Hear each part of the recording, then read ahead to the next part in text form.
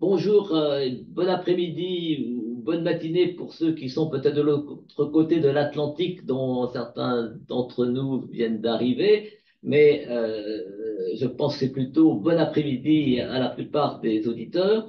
Nous avons la chance pour la deuxième ou la troisième fois d'avoir été sollicités par l'OCDE pour venir commenter le magnifique rapport qu'il publie sur la coopération multilatérale. Ce rapport est un événement très attendu et un outil très important cette année, en particulier puisque nous sommes tous dans la perspective de la préparation de la quatrième conférence des Nations Unies pour le financement du développement durable et que ce rapport constitue un input, pour parler français, majeur pour la préparation de cette conférence. C'est un rapport extrêmement riche, très bien présenté, avec de magnifiques graphiques. Et donc, nous allons commencer par entendre Olivier Cataneo, qui est le rédacteur principal du rapport, pour qu'il nous en présente les principales conclusions.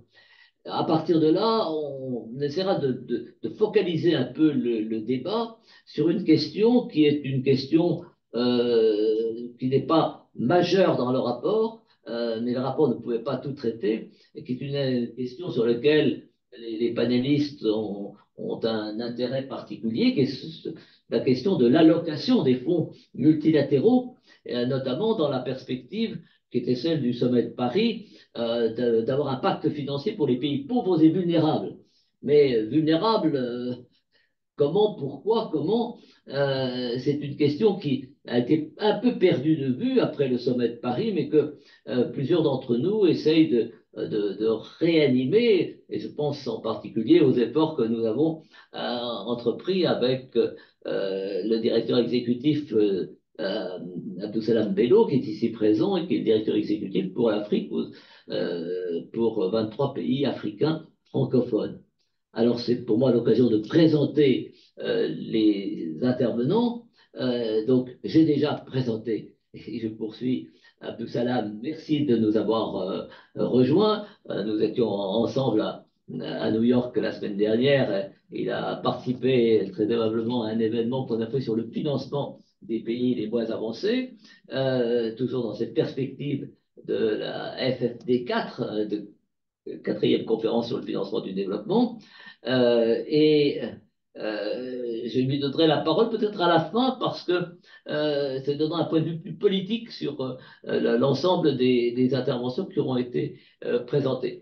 Nous avons, alors j'ai déjà présenté Olivier Cataneo, qui va faire la présentation, rédacteur principal du rapport et qui fera la présentation dans quelques instants. Et puis nous avons la chance d'avoir une représentante d'un pays, un des pays moins avancés, qui nous parle de loin, qui est de Madagascar, qui est un pays particulièrement concerné par les flux de coopération multilatérale et attentif à leur allocation. Et puis, nous aurons une intervention de Lisa Chaubet, qui est, Harry est directrice des études à la Banque centrale de Madagascar, Banqui for Bendi. J'ai toujours un peu de mal à prononcer le sigle exact de la BFM.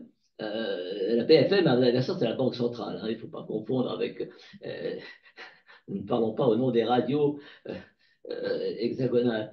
Et donc, est une grande spécialiste de toutes ces questions financières, avec qui nous avons des relations assez étroites, car la Banque de Madagascar est très ouverte à la coopération internationale.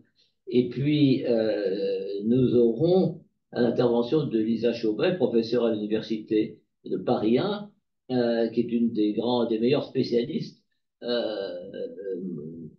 des questions d'économie politique de l'aide internationale et des flux financiers internationaux, qui a écrit de multiples travaux, notamment sur l'allocation, et certains, je dois avouer, au début de sa carrière, euh, j'ai eu ce bénéfice avec moi.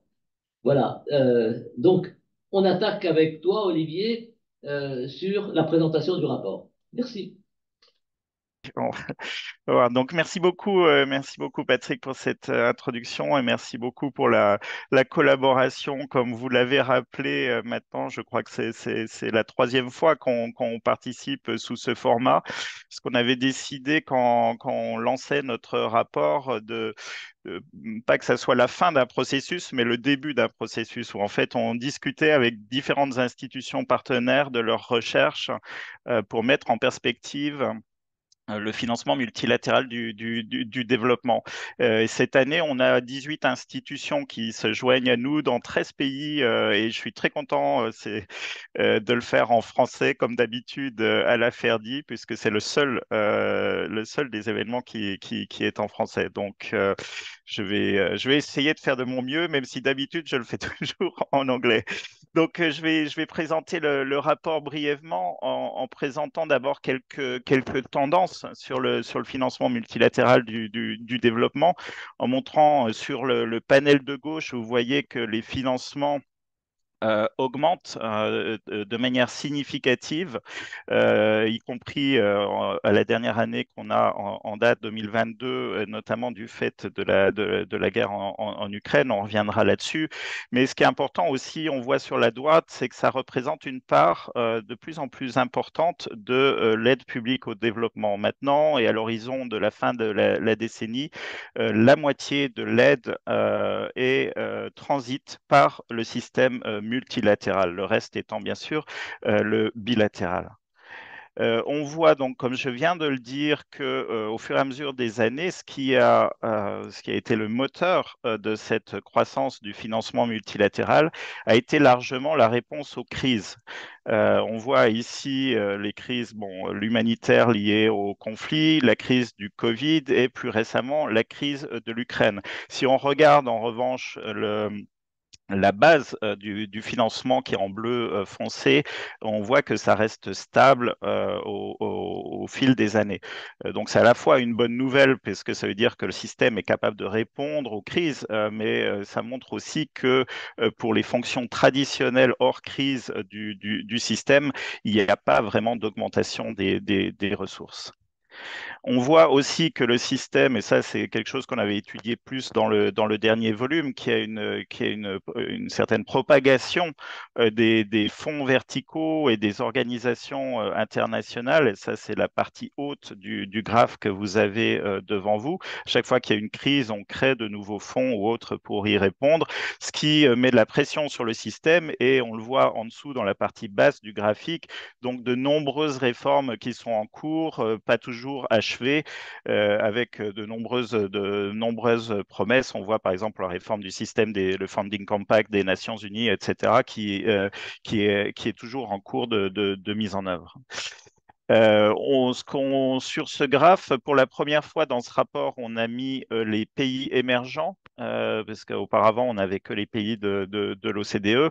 Et on voit que les pays émergents prennent une place de plus en plus prépondérante dans le système. On voit notamment ici la Chine, qui est un des pays pour lequel le changement en termes de contribution est le plus important.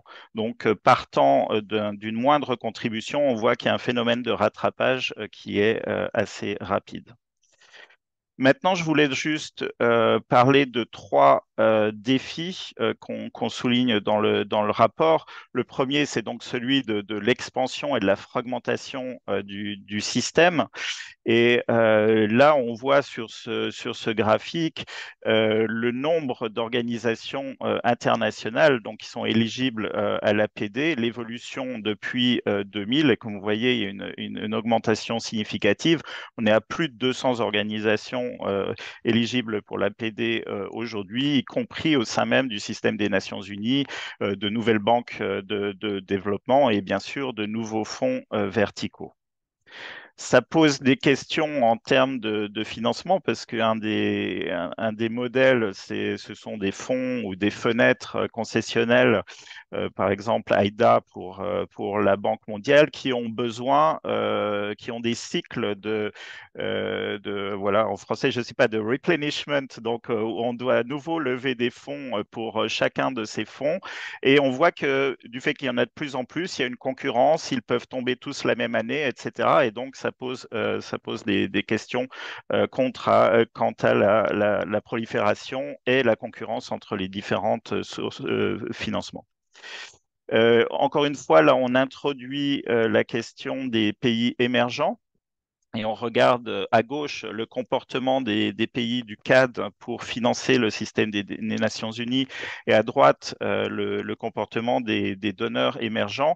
Et on voit que les stratégies sont totalement différentes, avec notamment le CAD qui s'attache plus aux réponses aux crises. On voit qu'il y a les questions de crise alimentaire, les questions de migration, les questions de réfugiés, etc., qui sont largement financées par les pays du CAD, alors qu'on voit que du côté des émergents, il y a plus un investissement par exemple, dans le secrétariat des Nations Unies, les institutions, et donc ça soulève beaucoup de questions en termes d'influence au sein de ces organisations. On l'avait vu pendant la crise du Covid avec l'OMS, mais savoir comment mieux peser sur les directions stratégiques de ces organisations. Et je reviendrai là-dessus. Le deuxième défi, c'est sur la qualité du financement et la nécessité d'investir dans le corps de ces institutions. Ici, ce qu'on distingue, c'est entre donc, le financement des contributions de base, donc le core funding des institutions, et les contributions préaffectées ou fléchées, donc le earmark funding. Et on voit que durant la dernière décennie, euh, il y avait 30% de earmark funding, donc de contributions fléchées, il y a une dizaine d'années, et qu'aujourd'hui, on est à quasiment 50%.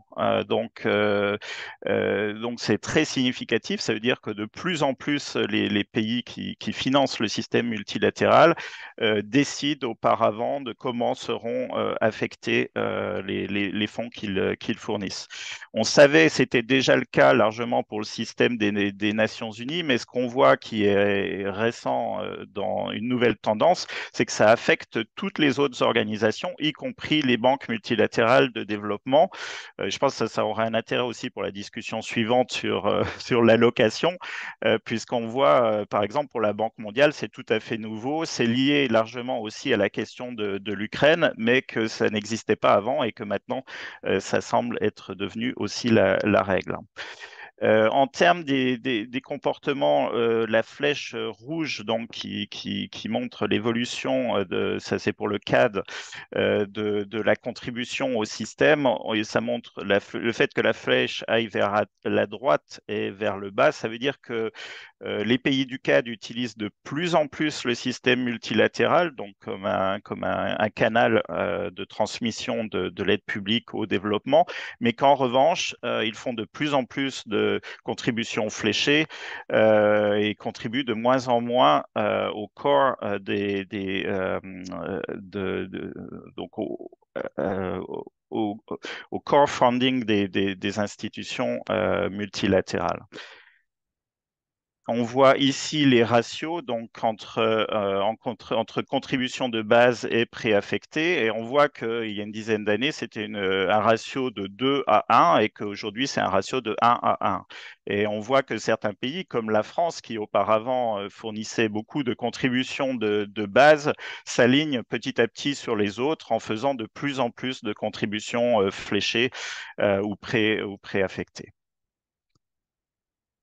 À l'inverse, et là encore une fois, c'est intéressant d'introduire le comportement des pays émergents. On voit que les pays émergents ont encore une autre attitude, puisqu'ils contribuent beaucoup plus au core funding de ces institutions et utilisent moins de contributions fléchées.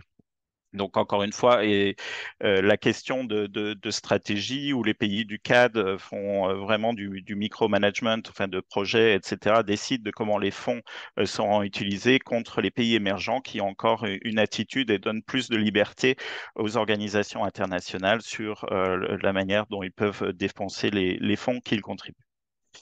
Le troisième et dernier défi qu'on adresse dans le rapport et que je voulais présenter aujourd'hui, c'était encore une fois, et chaque année, à chaque rapport, on change un peu certains points de focus. Là, c'était sur la réforme des banques multilatérales de développement et la question de la financiarisation croissante du système, c'est-à-dire l'utilisation de systèmes d'outils financiers innovants et ce qu'on appelle en anglais stretching the balance sheet. Alors j'ai regardé en français, je crois que c'est étirer le bilan des banques, mais vous me corrigerez si c'est pas ça. Et donc ce qu'on voit ici sur les deux graphes, sur celui de gauche, on voit les contributions aux banques multilatérales de développement qui sont restées assez stables durant la dernière décennie, mais qu'en revanche, les sorties de fonds de ces mêmes banques se sont fortement accrues. Donc, ce qui veut dire qu'ils ont largement utilisé leur effet de levier avec l'argent qui restait stable pour pouvoir débourser plus. Ce qu'on montre, c'est que les réformes actuelles du système,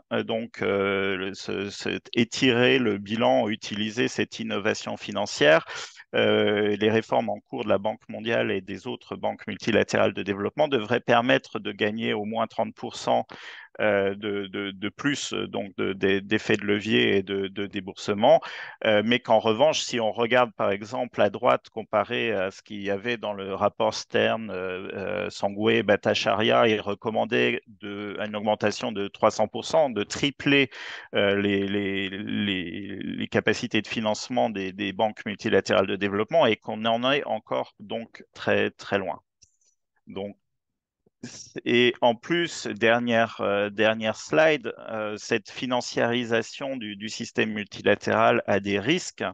Ce qu'on voit et encore une fois, ça va se lier à la discussion de plus tard, sur le graphique de gauche, c'est qu'au fur et à mesure qu'on étire le bilan de la Banque mondiale et autres, on voit que la concessionnalité de leurs prêts et de leurs interventions diminue, donc ce qui est avec le risque potentiellement d'exclure certains pays qui ne pourraient, parce que ça équivaut à un accroissement du coût de l'accès au crédit, donc potentiellement à exclure certains pays. Et d'autre part, on voit, ça c'est le graphique sur la droite, que certains secteurs sont un peu laissés pour compte. Là, on a pris l'exemple de l'éducation avec une forte chute de 30% des financements, parce qu'encore une fois, quand on fait un effet de levier sur les marchés financiers, on a tendance à plus faire de l'infrastructure dans des pays à revenus intermédiaires et on laisse de côté tout ce qui est le social, l'éducation, etc. Donc, pour conclure le rapport, et je passe très rapidement, mais met en avant quelques solutions. Le premier, c'est de maximiser les contributions aux mécanismes de financement à fort impact. Ça, c'est la question de savoir est-ce qu'il faut vraiment mettre beaucoup d'argent dans des petits fonds qui ont un très faible effet de levier, ou est-ce qu'il vaut mieux utiliser les grandes institutions telles que la Banque mondiale qui ont un fort effet de levier. La deuxième conclusion, c'est sur préserver la capacité du système à soutenir les plus pauvres et les plus vulnérables. Là, encore une fois, on voit que la financiarisation donc, a un effet potentiellement négatif là-dessus et qu'il faut donc associer à la financiarisation une augmentation de capital et autres ou de AIDA pour s'assurer qu'il y aura toujours des mécanismes, des fenêtres qui seront dédiées aux plus pauvres. Troisième point, c'est assurer un financement adéquat pour les fonctions stratégiques de base, donc ne pas faire que des contributions fléchées, mais aussi investir dans le système. C'est la raison d'être du système multilatéral, c'est aussi d'avoir un programme en commun et pas juste de remplacer les actions bilatérales. Quatrième, c'est mettre à l'échelle les principes d'efficacité du développement grâce à une meilleure coordination et cohérence. Ça, encore une fois, c'est quelque chose qu'on avait discuté la dernière fois avec Patrick et Laferdi, à savoir que le CAD avait été créé pour élever les standards et mieux coordonner les bilatéraux, mais qu'aujourd'hui, avec cette profusion d'acteurs et le fait que la moitié de l'aide passe par ces acteurs multilatéraux, il y a clairement un problème de coordination et d'efficacité de l'aide. Enfin, dernier point, c'est d'engager donc un dialogue avec les donateurs émergents sur le financement du développement multilatéral, parce qu'on voit qu'ils ont des comportements différents et qu'ils doivent désormais enfin, faire partie d'une meilleure gouvernance du système. Donc voilà, juste pour conclure, dire que le rapport est en ligne. Il est aussi en version abrégée en français déjà traduit. Il y a une page web qui est dédiée au financement multilatéral du développement. Il y a toute cette semaine donc les événements que j'ai mentionnés qui ont lieu. Et on a aussi deux tableaux de bord interactif que vous pouvez utiliser pour vos recherches, un sur l'utilisation du système multilatéral par les membres du CAD et l'autre sur la question spécifique des contributions préaffectées ou fléchées. Voilà, j'arrête ici. Merci beaucoup, Patrick. J'arrête le partage.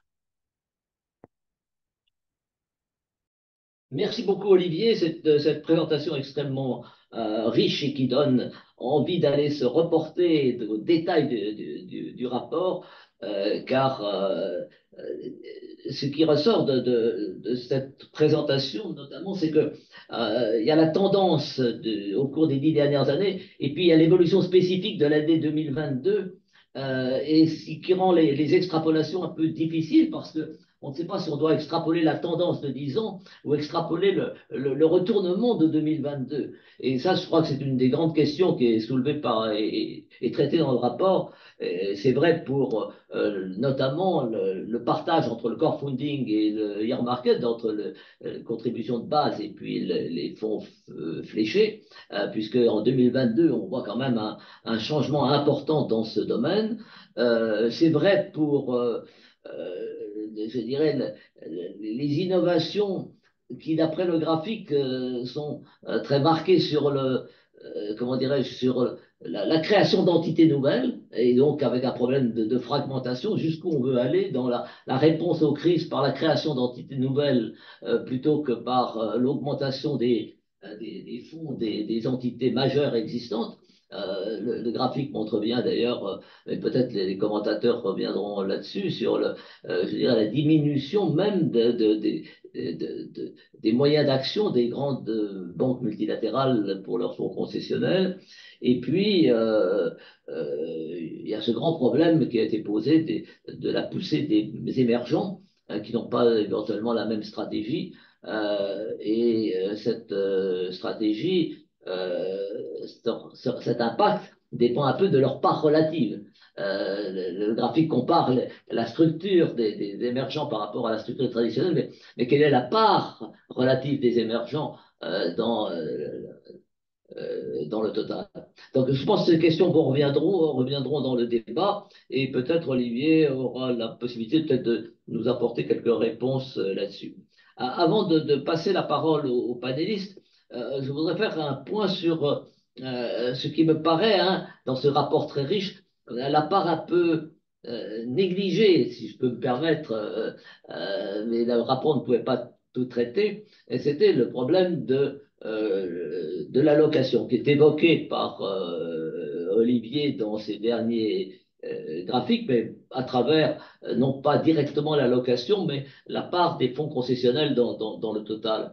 Et c'est un sujet qui, comme vous le savez, nous préoccupe beaucoup à la FERDI, mais pas seulement à la FERDI, mais qui est un sujet politique qui est montant, hein, qui est de plus en plus important et qui traduit une certaine déception de la communauté internationale et notamment du Sud global par rapport aux ambitions du sommet de Paris qui était initialement un sommet pour les pays pauvres et vulnérables. Vulnérables, alors comment mesurer cette vulnérabilité? Comment apprécier traiter de la redevabilité des bailleurs de fonds par rapport à cet objectif de s'adresser à la vulnérabilité. C'est une des questions que le rapport n'a pas pu traiter, bien sûr, mais sur lequel, ici à la Ferdi, on a commencé de réfléchir. Et notamment, je voudrais vous donner deux résultats qui tout frais de travaux qui ont été faits ici sur la redevabilité par rapport à l'objectif de réduction de la pauvreté, mais surtout de réduction de la vulnérabilité. Et ce qui apparaît, au fond, c'est que si on regarde le degré de vulnérabilité moyen des receveurs bilatéraux, des bilatéraux et des receveurs des multilatéraux, il est à peu près identique. Je dois avoir un tableau, si vous pouvez le passer, euh, Fabienne. Euh, voilà, si on regarde l'allocation des flux, euh, on a comparé, on regarde ce fameux indice, très imparfait au demeurant, mais on a fait des calculs avec un indice amélioré, les résultats ne sont pas différents, qu'on appelle le FBI, l'indice de vulnérabilité multidimensionnelle, des receveurs. Si on regarde cet indice moyen pour les pays receveurs, euh, il est à peu près identique, on a arrondi les chiffres dans ce tableau, pour les bilatéraux et les multilatéraux. Bon. En revanche, si on regarde cet indice moyen, on voit qu'il est relativement élevé pour AIDA et pour le Fonds africain de développement et les banques multilatérales, comme pour le PNUD, à des chiffres à peu près semblables, mais plus faibles pour l'Union européenne. Ah, c'est paradoxal parce que l'Union européenne est la seule institution de ces quatre-là qui a introduit un indicateur de vulnérabilité dans sa formule d'allocation. Euh, et si on regarde, c'est une autre façon de regarder la redevabilité au regard de cet objectif de réduction de la vulnérabilité, l'élasticité de l'allocation dans une fonction d'allocation par rapport à l'indicateur de vulnérabilité, eh bien on trouve au contraire que non, de nouveau, il n'y a pas de différence globale entre les bilatéraux et les multilatéraux, mais euh, c'est pour l'Union européenne et le PNUD que l'élasticité est la plus significative et la seule significative alors qu'elle ne l'est pas pour Aïda et IFAD. Quelle est la signification de cette différence de diagnostic entre ces deux outils d'analyse de la réponse à la vulnérabilité par ces sources de financement, sources d'aide, il ne s'agit que des financements concessionnels, c'est que globalement, les fenêtres sont ouvertes et l'éligibilité à ces différents fonds sont, je dirais, plus ouvert pour l'Union européenne qui n'avait pas de plafond de revenus pour l'allocation de ces fonds, mais alors que les autres banques multilatérales en avaient. Et en revanche, à l'intérieur de ces fonds pour lesquels les pays étaient éligibles, il y avait plus de différenciation de la part du PNUD et de l'Union européenne et que les deux banques multilatérales, dans leur financement concessionnel, ne différenciaient pas selon le degré de vulnérabilité des pays. Et c'est un problème, c'est justement une des questions pour lesquelles peut-être Abdussalam Bello pourra intervenir, pour laquelle on essaie de pousser l'idée qu'il faut introduire un indicateur de vulnérabilité dans la formule d'allocation. Il ne suffit pas de traiter les pays par grandes catégories, éligibles, non éligibles, mais il faut regarder que ces pays à faible revenu ou vulnérables sont eux-mêmes inégalement pauvres, inégalement vulnérables, et cette différenciation doit être prise en compte. Voilà, c'était juste un point que je voulais ajouter par rapport au rapport, en disant que dans le rapport suivant, il serait bon que l'OCDE aborde enfin cette question et nous sommes prêts à ouvrir mettre à la disposition de l'OCDE l'outil que nous avons construit pour le faire après des discussions méthodologiques qui restent à venir. Voilà. Merci. Donc, je vais maintenant passer la parole successivement à nos panélistes, à commencer par Harry, si vous voulez bien intervenir, et puis ensuite Elisa, et Abdou Salam Bello. Harry, s'il vous plaît. Harry, vous êtes en ligne? Ouais, si on l'a perdu, peut-être on va entendre Lisa pour ne pas trop faire attendre nos 150 auditeurs. Très bien. Merci beaucoup, hein. Merci de m'avoir invité à participer à ce panel et à discuter autour du rapport sur l'aide multilatérale de l'OCDE. Donc, que j'ai pris un grand plaisir à lire et dont j'ai tiré plusieurs enseignements, notamment donc euh, concernant ces trois grands changements structurels qui modifient en profondeur le système multilatéral actuellement, que vous avez rappelé, Olivier Cataneo, dans votre présentation, la financiarisation du système, hein, qui aboutit à une plus faible concessionnalité et donc à des implications en termes de lutte contre la pauvreté et les inégalités, la part grandissante des donateurs émergents qui ont des priorités sectorielles différentes, etc. Donc vous avez aussi noté, j'ai bien aimé le graphique sur le type d'investissement dans les organisations que font ces nouveaux donateurs qui sont vraiment très différents de ceux qui sont effectués par les donateurs traditionnels et qui ont des implications en termes de soft power.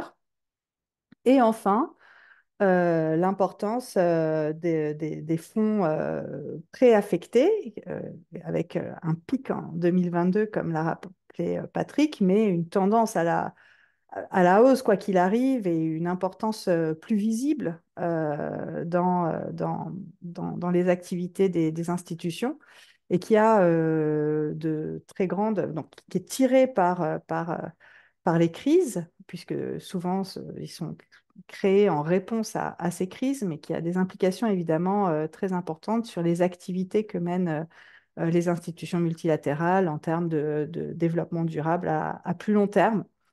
Et donc, ces implications de ces trois grands changements structurels, hein, qui ont l'air d'être des tendances de fond, elles sont plus ou moins étudiées dans la littérature scientifique. On a des connaissances plus ou moins euh, sérieuses concernant ces changements, notamment celui de la financiarisation, sur lequel on a finalement très peu de travaux qui ont été menés. Et je pense que euh, c'est vraiment une lacune au niveau de la profession, mais probablement aussi parce que c'est un phénomène quand même visible plutôt récemment.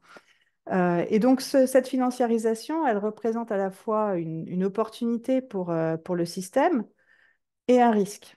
Et donc, évidemment, c'est une opportunité parce que ça permet d'avoir accès à plus de fonds. Et donc, évidemment, comme on est en contrainte financière, c'est précieux. Mais c'est un risque également parce que bah, il y a la question de la concessionnalité que vous avez soulevée, qui fait que les fonds sont pas forcément aussi favorables aux pays les plus pauvres qu'ils ne pourraient l'être si c'était sur financement de base. Et puis aussi le risque de surendettement des pays en développement s'il y a une plus faible concessionnalité.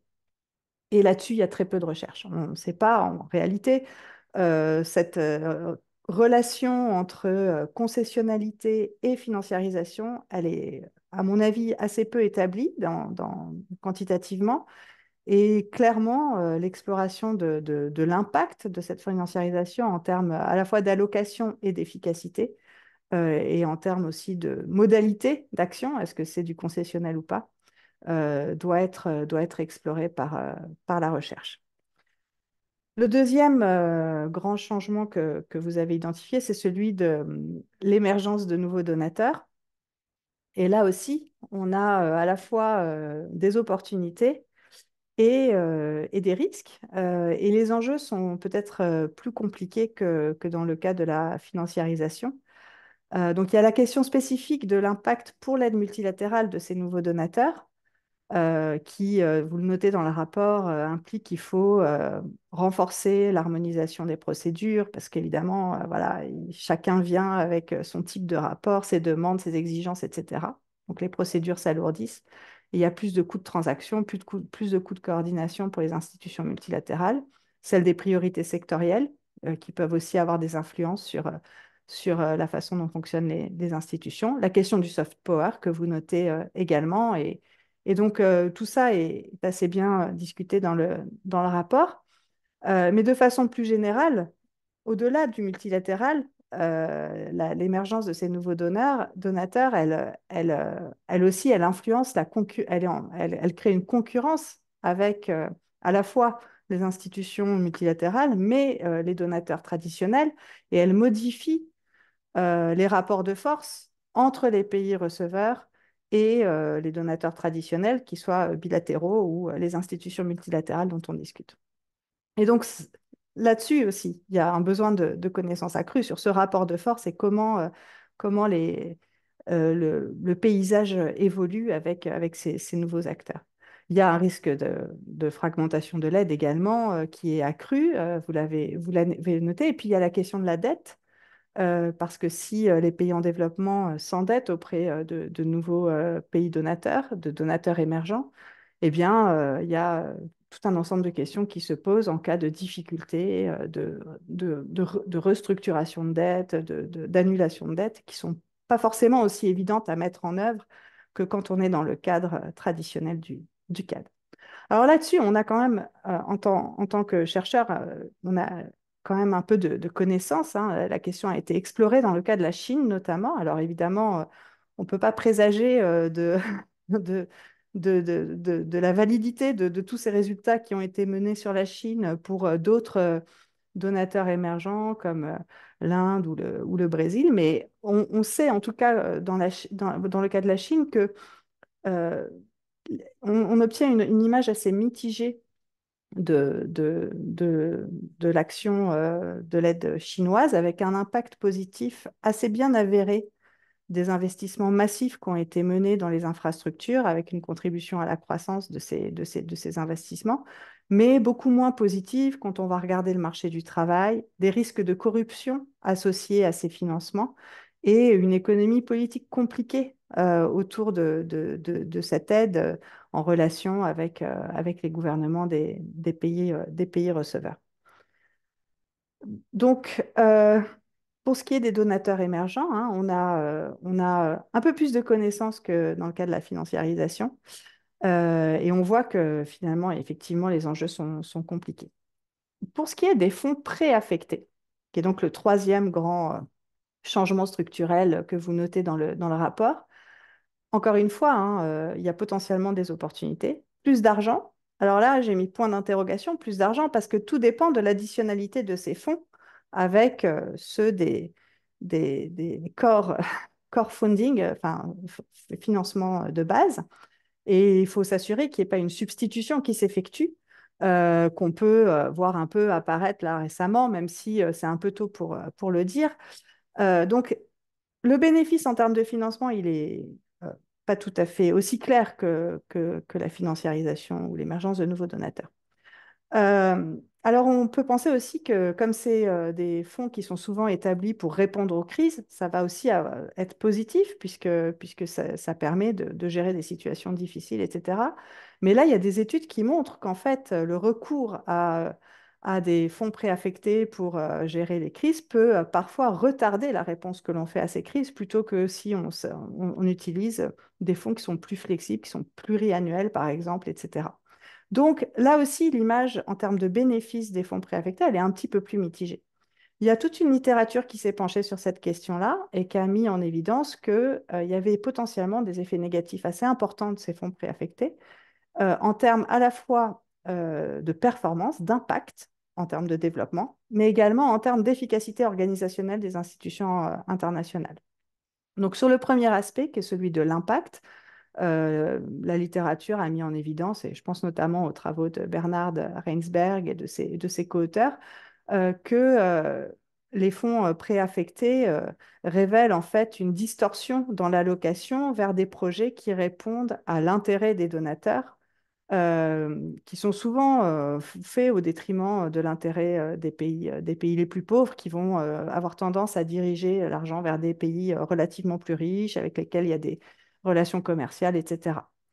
La littérature en termes d'impact aussi a mis en évidence que les projets sont des projets de plus court terme, ce qui peut aussi avoir un effet sur l'efficacité, la performance en termes de développement, et que les résultats de ces projets sont plus facilement mesurables, et que tout ça se fait au prix d'une réduction de la qualité des projets. En termes d'efficacité organisationnelle, il y a aussi une littérature qui met en évidence des effets négatifs avec une augmentation notamment des coûts de gestion, plus de reporting, il faut faire plus de fundraising, et tout ça détourne des moyens humains, de support, de fonctions support, de ressources humaines, etc., qui pèsent en fait sur l'activité des institutions internationales et leur capacité à fonctionner. Donc, de cette littérature, moi, il m'apparaît, mais évidemment, j'ai pas eu le temps d'en faire complètement le tour, donc j'ai pu louper des travaux, mais il m'est apparu un diagnostic assez négatif de l'effet de ces fonds préaffectés.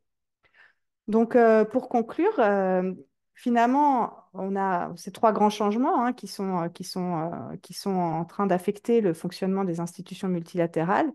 Et ces institutions, elles sont plus ou moins actives dans ces changements, ou au contraire, elles sont plus ou moins impuissantes. Elles les subissent plus ou moins, ces changements. La financialisation, mon sentiment, c'est qu'elles ne les subissent pas plus que ça, elles sont actives dans le changement. Et clairement, il faudrait plus d'études pour avoir une idée de l'impact de ce changement sur à la fois l'efficacité, la dette et l'allocation des fonds. Les fonds préaffectés, elles ont un rôle à la fois actif, mais elles sont en partie confrontées à ce changement, donc elles sont un petit peu moins actives que dans la financiarisation. Donc leurs marges de manœuvre, elles sont plus étroites à mon avis, et ça serait intéressant d'étudier justement quelles sont ces marges de manœuvre. Et quant aux pays émergents, c'est plutôt un choc exogène auquel il faut qu'elles s'adaptent. Et donc, c'est un petit peu là-dessus que j'avais envie de terminer, de dire, ben voilà, il faudrait se pencher vraiment sur cette question de savoir quelles sont leurs marges de manœuvre si elles souhaitaient mettre en place un ensemble de bonnes pratiques qui viseraient à la fois à bénéficier, à profiter des bénéfices de ces changements sans trop les exposer aux risques auxquels elles sont confrontées en raison de ces trois grands changements. Voilà, je vous remercie de votre attention et encore de l'invitation. Lisa, de ces remarques extrêmement pertinentes et qui posent des questions dont nous aurons peut-être une réponse de la part d'Olivier tout à l'heure, même si on voit bien qu'il y a besoin de recherche importante. Nous plaidons pour notre communauté de recherche là-dessus, mais c'est pas, euh, c'est pas une. D'ailleurs, le rapport le souligne, hein, donc je l'ai pas inventé. Faut, faut le dire quand même que c'est quelque chose qui est déjà dans le rapport. Oui. Non, mais c'est vraiment, je crois que c'est l'intérêt d'ailleurs du rapport, c'est aussi de susciter des questions pour aller plus loin. Et ça, le rapport est excellent, bien sûr. Alors, Harry est de nouveau avec nous. On vous avait perdu tout à l'heure, c'est la raison pour laquelle on a un peu inversé l'ordre. Vous m'entendez, Harry, maintenant? Oui, je vous entends très bien, Patrick. Bonjour, bonsoir à tous. Alors, la parole, Euh, parole est à vous. c'est bon? Oui, merci. Alors, merci de m'avoir invité à ce webinaire. Alors, je vais tout de suite commencer ma, mon introduction. Alors, je vais commencer par l'approche historique, l'origine de l'aide publique au développement, qui remonte au discours selon une approche historique, hein, qui remonte au discours de Harry Truman, président des États-Unis, qui a prononcé son discours en 1949.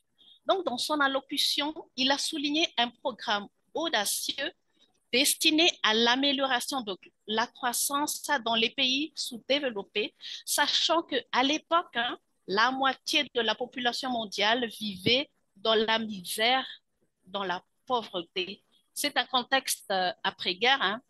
Ainsi, le concept d'aide au développement fête ses 75 ans cette année. Beaucoup de chemins ont été parcourus, rien qu'en imaginant le contexte de 1949, puis il y avait beaucoup de chocs qui se sont succédés. Mais donc, quel bilan pourrions-nous dresser de ces 75 années d'existence de aide publique au développement? Certains, de l'origine à nos jours, les objectifs, les attentes ont beaucoup évolué, aussi bien du côté des donateurs que des bénéficiaires. En effet, le monde a fait face à de multiples chocs dont l'intensité, la fréquence sont imprévisibles, avec des conséquences parfois désastreuses qui tendent à s'installer dans la durée. Lors des sommets internationaux, on entend souvent les efforts consentis par les donateurs pour augmenter l'enveloppe allouée aux aides, notamment avec la crise sanitaire de 2020. Donc, des statistiques font état de plus de 200 milliards de dollars versés par les pays donateurs et les pays riches, surtout avec l'éclatement de la guerre en Ukraine, qui est un montant record. Donc, moi, en tant que représentant de pays bénéficiaires, je me permets de relancer le débat sur l'efficacité des allocations par rapport au ressenti, par rapport au vécu et aux impacts, notamment chez les pays fragiles et vulnérables, dont Madagascar fait partie. Ainsi, il est souvent évoqué que l'Afrique est restée en marge parmi les bénéficiaires, nonobstant la hausse de l'enveloppe. Donc, actuellement, le défi de l'éradication de la pauvreté reste entier. Le concept de vulnérabilité apporte plus de structuration et de clarté avec des indicateurs mesurables, intégrés et acceptés. Donc, ces progrès de la recherche sur l'indicateur de vulnérabilité permettront de bien calibrer en vue de l'atteinte des objectifs et donc de consolider l'efficacité des aides au développement. La suite de mon intervention sera structurée en 3 parties. Donc, je vais juste parler les vécus en tant que citoyen d'un pays vulnérable, bénéficiaire de l'aide. Je vais aborder les dangers et les conséquences d'un retard de prise de conscience de l'enjeu de la vulnérabilité. Et en dernière partie, je vais parler de l'importance du multilatéralisme comme solution indispensable pour faire reculer la vulnérabilité. Alors, permettez-moi de reprendre le rapport intitulé Mesurer les diverses formes de vulnérabilité pour en qualifier l'impact, un nouveau cadre conceptuel appliqué au cas de Madagascar par Patrick Guillaumont, Sylviane Guillaumont et Laurent Wagner. Le rapport a mis en exergue les différentes vulnérabilités, le profil de vulnérabilité de Madagascar. Le rapport a bien souligné combien l'aide publique au développement reçue par Madagascar est faible, malgré les efforts et les progrès dans le réengagement auprès de communautés financières internationales. Dans tous les cas, le constat global sur terrain est que quand on parle de Madagascar, comme dans d'autres pays du continent africain sur la scène internationale, la fragilité, la pauvreté, la vulnérabilité sont le plus souvent référencées. Ainsi, avec la multiplication de chocs, de crises, tant internes qu'exogènes, tout devient urgent. La sécurité alimentaire, qui est fortement corrélée au changement climatique, les troubles sociaux contre la hausse du coût de la vie, l'insécurité grandissante, qui sont les quotidiens, le lot des quotidiens. À côté, les gouvernements, en même temps, ne doivent pas perdre de vue l'enjeu pour le développement du capital humain, développer les infrastructures, lesquelles doivent dorénavant tenir compte de leur adaptation au changement climatique et donc leur résistance aux catastrophes naturelles qui sont fréquentes à Madagascar et renforcer ainsi la résilience. En somme, les défis sont énormes face aux ressources limitées. Deuxième partie, donc, il y a un fait mondial aussi qui n'échappe à personne, qui est permettez-moi de parler de la montée inexorable du populisme ou le rejet, surtout le rejet de la mondialisation, la tendance à la fragmentation, voire le recours de plus en plus au protectionnisme. Les débats, les analyses sont nombreux pour essayer de comprendre le phénomène qui serait bon aussi bien dans les pays occidentaux que dans les pays en développement. Poussé à l'extrême, le populisme est un danger qui concerne nous tous.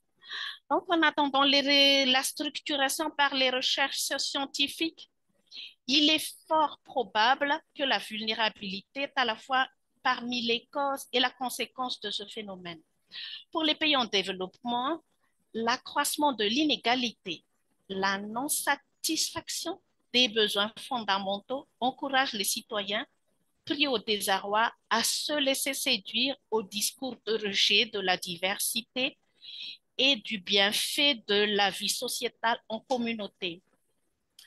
Par ailleurs, le populisme change aussi la priorité de la politique nationale qui ne correspond pas forcément aux besoins de développement et donc de faire baisser la vulnérabilité.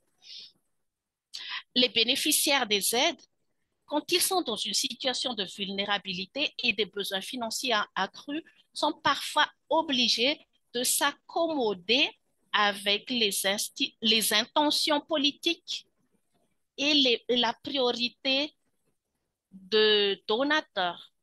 Donc, il pourrait en résulter une accumulation de dettes sans pour autant que la vulnérabilité recule. C'est dans ce contexte que le multilatéralisme prend tout son sens, contrairement aux aides bilatérales alignées le plus souvent aux priorités du donateur. Nous devrions ainsi œuvrer ensemble pour donner un nouvel élan au multilatéralisme, pour faire reculer la vulnérabilité. Je ne pourrais que souligner les propos de ceux qui appellent à l'accélération de la réforme de l'architecture financière internationale. Les différentes propositions de moyens pour renforcer les ressources de financement multilatéral de développement sont à considérer. Il y en a qui, comme exemple de taxation sur les transactions financières, taxation sur les superpollueurs, étant donné l'ampleur des besoins. Un appel croissant aux solutions de l'endettement est aussi à souligner, ainsi que l'annulation de dettes des pays vulnérables, surtout en cas de survenance de choc. Sur ce plan, l'accroissement de financement concessionnel va améliorer la viabilité des pays vulnérables. Par ailleurs, une considération plus grande aux critères de vulnérabilité dans l'allocation des aides aura plus d'impact en renforçant l'efficacité. Nous avons noté aussi que des engagements ont été pris pour une flexibilité dans les conditionnalités de l'octroi des aides. Les pays bénéficiaires attendent et espèrent des avancements concrets.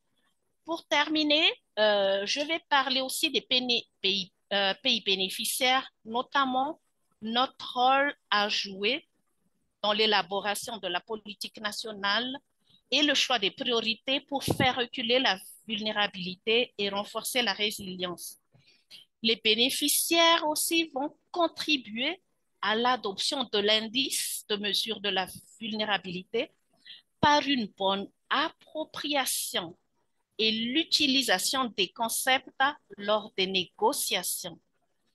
Il est important aussi d'inclure dans la priorité des pays bénéficiaires la mobilisation des ressources locales par le développement du marché des capitaux et accorder plus de place au développement d'un secteur privé créateur d'emplois. Un autre dernier élément important, c'est l'information des citoyens, notamment sur la priorisation des projets, les termes et conditions des prêts et financements, les conséquences sur les viabilités de la dette. Et en dernier lieu, c'est la forte volonté politique qui est un ingrédient indispensable à l'atteinte de l'objectif commun. Donc, sur ce, je termine mon intervention. Merci pour votre attention. Merci beaucoup, Harry, de cette intervention qui nous fait bien sentir l'attente d'un pays pauvre et vulnérable comme Madagascar à l'égard de la coopération multilatérale et le rôle qu'elle a à jouer dans ce domaine, euh, notamment dans la perspective de la réduction de la pauvreté et de la vulnérabilité, comme vous l'avez si bien signalé. Et notamment, j'entends de votre exposé le rôle que la coopération multilatérale peut jouer dans, plus spécifiquement dans le financement des biens publics mondiaux, pour lesquels il y a besoin d'une coordination à l'échelle mondiale, en tout cas multilatérale importante.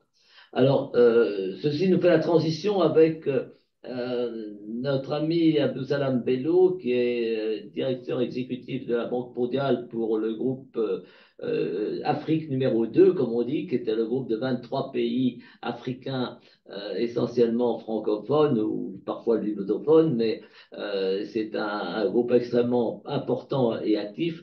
Et il se trouve aussi que avec Abdou Salam Bello, la Ferdi a eu la chance, le privilège d'organiser lors de l'assemblée annuelle précédente à Marrakech un événement sur justement la prise en compte de la vulnérabilité dans l'allocation. Et c'est important pour nous d'entendre ce point de vue de la principale organisation financière internationale à travers un directeur exécutif qui est en charge justement d'un groupe de pays qui est sans doute peut-être pas le plus pauvre et le plus vulnérable, mais quand même sans doute un des groupes les plus pauvres et les plus vulnérables. Abdou Salam, merci de votre intervention. Merci beaucoup, professeur. Bonjour. Bonjour à toutes et à tous. Très heureux d'être dans ce panel sur un sujet aussi important. Et vraiment, mes remerciements à Patrick et puis à toute l'équipe de la FERDI pour tout le travail et l'appui qu'ils nous apportent en fait dans cette discussion, dans cette réflexion que nous avons en tant qu'administrateur africain qui représente 23 pays au conseil d'administration du groupe de la Banque mondiale. Juste quelques comment dire, précautions de langage avant que je ne commence. Naturellement, je ne suis pas là pour comme porte-parole de la Banque mondiale sur ces sujets-là, mais je vais vous apporter quand même ma perspective en tant qu'administrateur africain sur le sujet et comment est-ce qu'on envisage, nous, dans les réflexions, les discussions que nous avons sur le sujet que nous avons devant nous ce matin. Je voudrais aussi apprécier vraiment les contributions de notre représentante aussi de Madagascar, que j'ai l'honneur de représenter d'ailleurs au conseil d'administration de la Banque mondiale, Harry Alassori, mais aussi les contributions de Lisa Chauvet, mais aussi bien sûr de Olivier Cataneno. Et par rapport à Olivier Cataneno, j'ai apprécié donc la présentation de son rapport. Et pour dire aussi qu'en fait, j'ai beaucoup travaillé, utilisé, sans vergogne, je dirais, le rapport 2022 de l'OCDE, dans lequel vous voyez effectivement les trois tensions auxquelles font face les banques multilatérales de développement, le test de l'identité, le test de la légitimité et le test de la capacité. Et ces trois tests m'ont beaucoup aidé dans mon rôle de plaidoyer dans l'agenda de réforme, donc Evolution du groupe de la Banque mondiale. Je souhaitais vraiment refléter cela et peut-être construire sur cette dimension-là.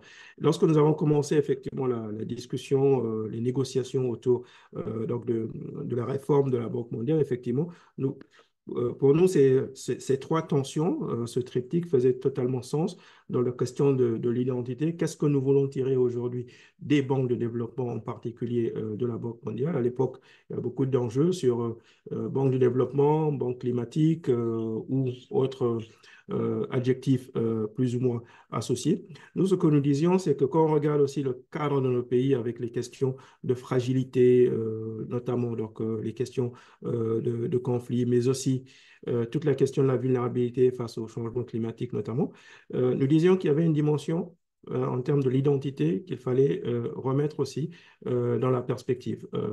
Comme dit la Banque mondiale, c'est la Banque internationale pour la reconstruction et le développement.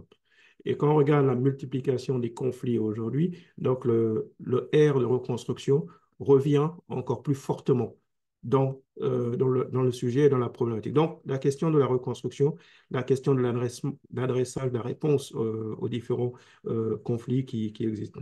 La question de la légitimité, elle est naturellement bien posée, au regard même des questions géopolitiques. Mais au-delà même de la question géopolitique, on a parlé tout à l'heure de la question de la Chine, mais ce n'est pas que la Chine, bien entendu, mais comment est-ce que les pays en développement se retrouvent désormais autour de la table et comment on s'assure de leur représentation, de leur représentativité, mais aussi et surtout de leur voix. Aujourd'hui, du côté du FMI, il y a la création d'une troisième chaise d'administrateur pour l'Afrique. Nous pensons que ce sont des directions qu'il convient d'explorer plus, notamment dans la suite même de la conférence du sommet sur l'architecture financière internationale qui a été accueillie, organisée par le gouvernement français l'année dernière. Naturellement, la question de la capacité reste aussi une question qui est fondamentale et c'est revenu dans toutes les discussions de ce matin. Regardons sous la perspective africaine, un continent dont on dit, et qui est vrai, jeune, âge médian 19-20 ans. Dans la présentation d'Olivier, on voit malheureusement une baisse de l'investissement dans le secteur de l'éducation, alors que c'est, au regard même de la jeunesse africaine, c'est le domaine pour lequel l'investissement doit être le plus, je dirais, d'une part substantiel, mais aussi continu. Parce que investir dans l'éducation, c'est un peu différent, je dis ça un peu ironiquement, que construire 50 km route, ce qui est important aussi, ou un pont entre deux points. Parce que ça nécessite un investissement permanent, continu, sur le long terme. Et donc, cette dimension-là, je dirais, elle reste importante. Et du coup, la question du coût des prêts, le coût des allocations.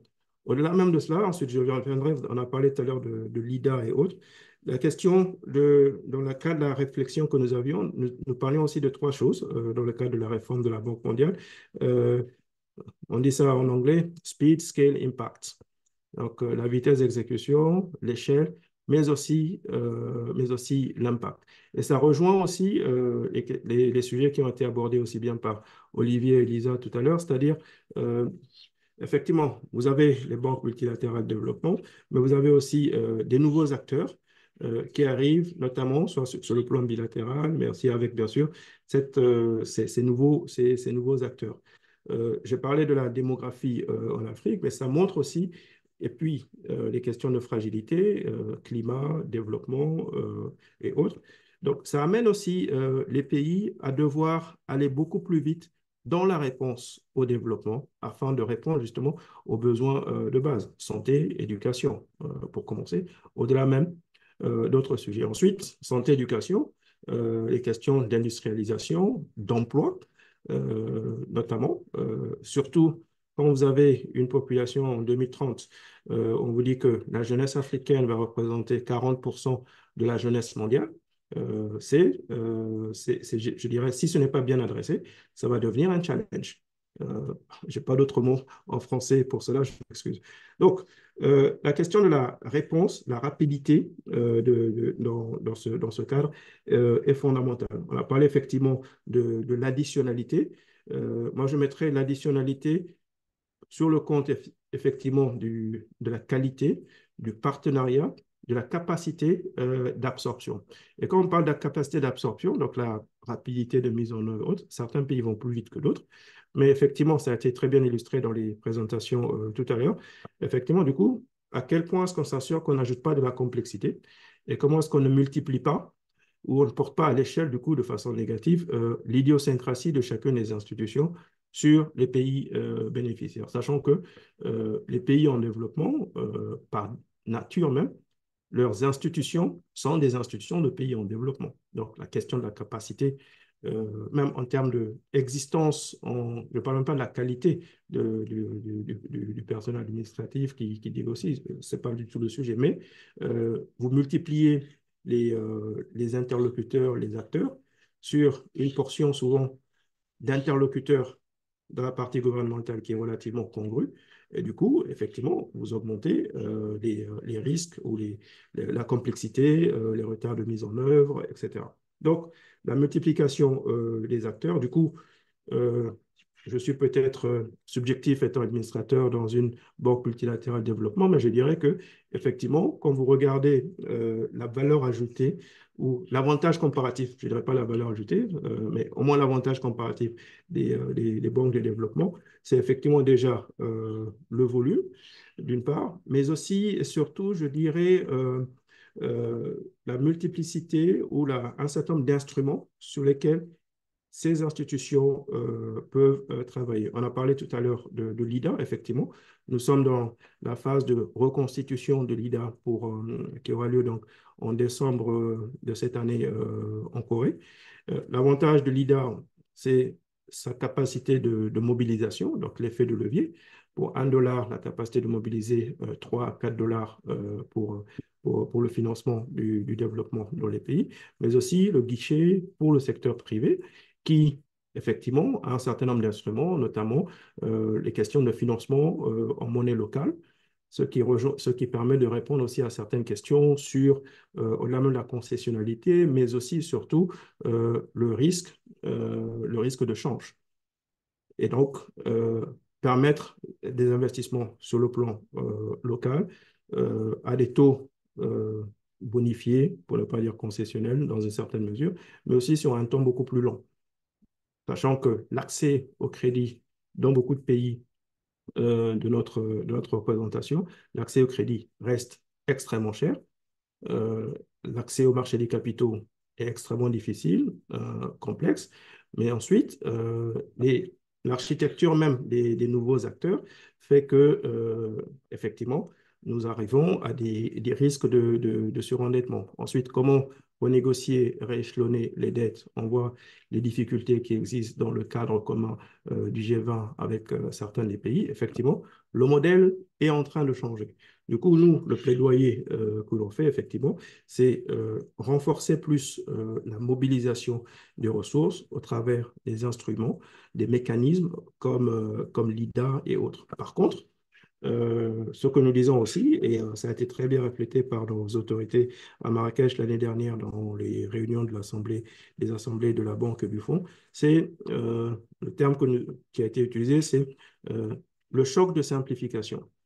C'est-à-dire comment réduire aussi effectivement tous les fils à la patte, si je peux dire, dans le financement, l'accès au financement du développement, ce qu'on appelle les policy commitments. Donc, comment réduire ces questions-là afin d'apporter plus de souplesse dans l'accès, mais aussi plus de rapidité dans l'accès, dans cette logique que j'ai mentionnée, le speed, scale et impact. Lorsque nous avons commencé les discussions sur le Evolution Roadmap, justement, la question des fonds verticaux et donc les biens publics mondiaux, bon, nous n'avons pas eu de définition sur les biens publics mondiaux, donc on a utilisé d'autres termes, les Global Challenge notamment, mais la question des fonds verticaux, effectivement, c'est une question qui est importante parce qu'effectivement, les donateurs aussi bien sur IDA ou l'autre, exactement comme il a été très bien mentionné, ben, ce sont les mêmes. Donc, on se retrouve effectivement avec une compétition, avec des ressources. Ben, l'enveloppe, elle n'est pas extensible. Donc, du coup, où est-ce qu'on met l'allocation? Les fonds verticaux ont l'avantage d'être focalisés sur une thématique. Ils ont le désavantage de ne pas être fongibles et du coup d'être particulièrement fléchés. Et du coup, ça réduit la capacité des pays en développement à développer leur stratégie de mobilisation des ressources afin de répondre aux besoins pressants de développement de leurs citoyens et de leur population. Et enfin, un élément que l'on ne dit pas peut-être assez, elephant in the room, j'ai vu la présentation, il y avait un certain nombre de fonds verticaux qui existent déjà ou d'autres qui vont venir, Loss and Damage Fund, etc. Oui, effectivement, on voit donc, la question qui va se poser, c'est comment assurer une certaine flexibilité, pour ne pas dire une certaine interopérabilité entre tous ces mécanismes. Si on a une interopérabilité, pourquoi pas? Par contre, nous avons eu aussi des expériences qui n'ont pas été positives au regard de l'accès au financement par certains fonds verticaux. Je ne veux pas les mentionner, mais j'imagine que vous voyez desquels je parle. Donc, du coup, le coût de transaction devenant élevé, et ça rejoint ensuite les propos de Harry tout à l'heure. Effectivement, elle a utilisé un terme que j'ai trouvé important. Elle a dit, ben, écoutez, il y a la question du ressenti. Effectivement. Du coup, il y a un ressenti quand je parle avec les acteurs au développement dans les pays que je représente. Ce n'est pas un verbe anodin. Il y a effectivement cette question de ressenti. Un, sur la représentation. Deux, sur l'accès aux ressources ou la complexité. Trois, sur la mise en œuvre ou l'exécution, je dirais, de ces ressources au cours de route. Donc, la question de la représentation, de l'efficacité reste importante. Dans les discussions que nous avons, effectivement, la question de l'appropriation, ce sont des questions aussi qui viennent et qui reviennent, notamment lorsqu'on discutons soit les programmes des projets ou même le cadre de partenariat de nos pays. Comment s'assurer que les institutions, ils le disent, d'ailleurs les instances le disent, mais à quel point est-ce qu'on s'assure qu'il y a un alignement entre les programmes nationaux de développement des pays et, bien entendu, des stratégies de mise en œuvre ou de financement des institutions multilatérales de développement. Je dirais qu'il y a une question de séquençage, plutôt que d'amener les pays à devoir s'aligner sur les institutions, plutôt comment on s'assure que les institutions soutiennent la mise en œuvre des stratégies, des programmes nationaux de développement. Sinon, ben, on se retrouve dans un format qui est un format de type un lit de Procuste. Donc, on définit un cadre et tout ce qui dépasse, on coupe, on dit non, ce n'est pas notre rôle. Et du coup, ça rejoint, encore une fois, les trois tests, l'identité, la légitimité et la capacité. Parce que du fait de cette complexité et de ces conditionnalités qui sont parfois apparentes ou pas, dans beaucoup de cas, on vous dit, bon, vous avez un problème de capacité d'absorption. Mais si on retourne la proposition, la question de la capacité d'absorption, c'est aussi le défi des institutions de développement à amener une meilleure exécution de ces programmes et projets. Donc, très souvent, on voit uniquement un côté de la médaille. La question de la financiarisation, définitivement, mais qu'est-ce qui amène aussi, pour la petite expérience en tout cas que j'ai dans mon rôle et les discussions auxquelles nous avons participé, effectivement, l'étirement du bilan, l'optimisation du bilan, notamment en ajustant certains ratios, equity to loan notamment. Donc, il y a même un débat en ce moment s'il faut abaisser encore ce ratio-là. Mais c'est exactement le point de Lisa, c'est-à-dire ben, opportunité financière, mobilisation, mais aussi le risque, le transfert du coût sur les pays bénéficiaires. Donc, la question qui se pose ensuite, c'est la question du quel est le point d'équilibre? Sans nécessairement mobiliser les ressources, oui, mais à quel coût?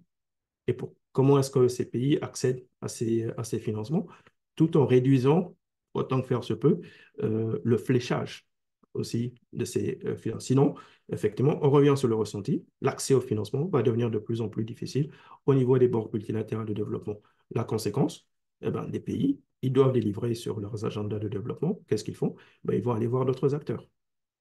C'est aussi des choix stratégiques, politiques, économiques que les gouvernements doivent faire. Donc, je dirais qu'il y a tout cet ensemble-là qu'il est important véritablement de prendre en considération. Nous, en tant qu'administrateurs africains, on plaide vraiment sur la question de la concessionnalité, mais aussi, bien entendu, et là, je reviens sur ce qu'a dit le professeur Guillaume, c'est-à-dire vraiment dans le cas de l'architecture, comment est-ce qu'on intègre plus mieux la question de la vulnérabilité pour les pays. Nous avons eu, effectivement, le professeur l'a très bien rappelé, un panel sur le sujet avec l'administrateur de la France, mais aussi la vice-présidente de la Banque africaine de développement, ainsi que la sous-secrétaire générale pour les pays les moins avancés, enclavés, et puis les petits États insulaires en développement, plus le ministre des Finances de l'époque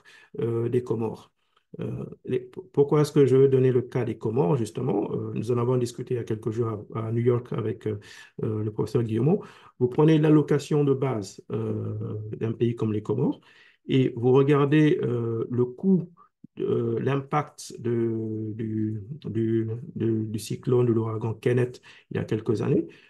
L'impact est 188, 190 millions de dollars. Bon, mais si vous rapportez ça uniquement à l'allocation de base, sachant que bien sûr, il y a d'autres guichets additionnels qui viennent soutenir un pays comme les Comores, mais prenons juste l'allocation de base, mais vous dépassez le double de l'allocation de base du pays, qui est une allocation de base sur 3 ans, sur un événement climatique.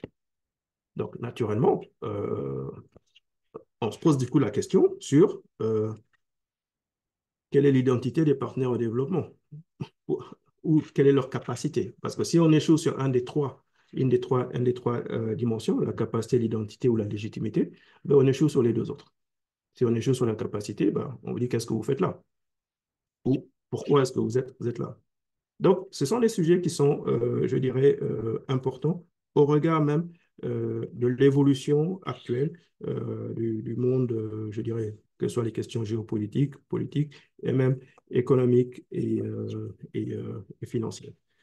Sur ce, et je vais m'en arrêter là. Je pense, j'espère du moins avoir couvert les points que j'avais notés au regard de ces échanges. Mais je pense que ce qui est important pour nous, c'est de continuer ce travail, ce plaidoyer au niveau des institutions. Et si on veut effectivement avoir une réforme, notamment une meilleure inclusion de la question de l'indicateur du MVI notamment, effectivement, la question qui va se poser, c'est comment amener les banques de développement à s'approprier ce sujet-là. Et ce serait, je dirais, dans un certain sens, une des conditions ou un des facteurs de succès. Voilà, merci beaucoup. Merci. Merci beaucoup, Abdeslam, de cette présentation très riche et nourrie d'une très, très profonde et diversifiée expérience de ces questions. Euh, Vous avez terminé par des questions, mais maintenant, nous avons un auditoire qui nous pose des questions, donc on voudrait des réponses. Alors, il y a eu de multiples questions qui ont été posées. Je vais en reprendre deux ou trois parce qu'il nous reste peu de temps pour que, éventuellement, les membres du panel et en particulier Olivier puissent essayer d'y répondre. La dernière était une question justement sur cet arbitrage entre le core funding et puis les fonds fléchés. Et nous voyons cette espèce de retournement qu'il y a eu en 2022. Est-il conjoncturel, est-il profond? Et comment les multilatéraux, nous pose l'auditeur, peuvent-ils mieux arbitrer? Est-ce que c'est eux qui vont arbitrer ou est-ce que c'est les donateurs, les États initiaux? Donc une première question sur l'arbitrage, comment améliorer cet arbitrage entre core funding et fonds fléchés?